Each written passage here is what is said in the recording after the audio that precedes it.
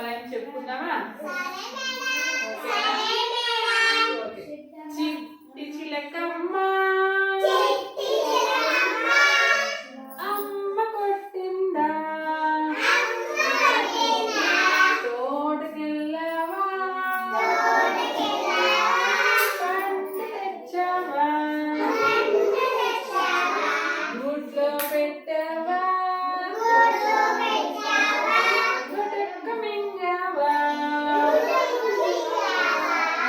చిట్టి చిలకమ్మ అమ్మ కొట్టిందా, తోటకెళ్ళవా,